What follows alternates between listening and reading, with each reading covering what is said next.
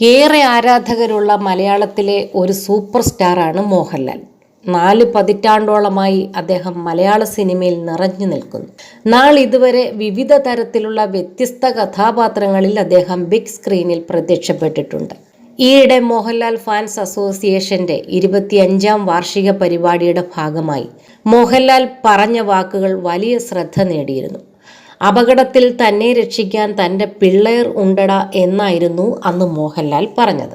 കഴിഞ്ഞ 25 വർഷമായി അവർ തന്നോട് കാണിക്കുന്ന സ്നേഹത്തിന് ഒരു മര്യാദ പോലെയാണ് അങ്ങനെ പറഞ്ഞതെന്ന് മോഹൻലാൽ പറയുന്നു.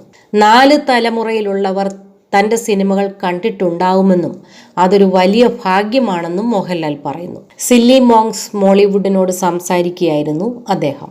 25ാം വർഷത്തെ ഒരു ആഘോഷമായിരുന്നു അത്. അതിനു മുമ്പും അതിൽ പ്രവർത്തിച്ച ആളുകളുണ്ട്.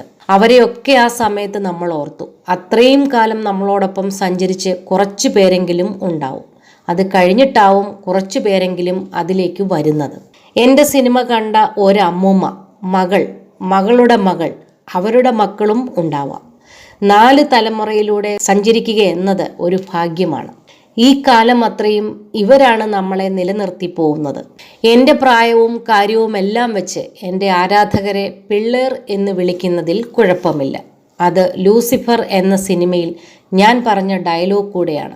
അത് വളരെ സത്യസന്ധമായി പറയുകയാണ്.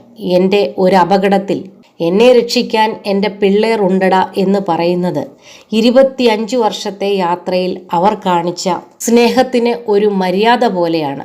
ഉപയോഗിച്ച വാക്ക് അങ്ങനെയായി എന്നേയുള്ളൂ, മോഹൻലാൽ പറയുന്നു.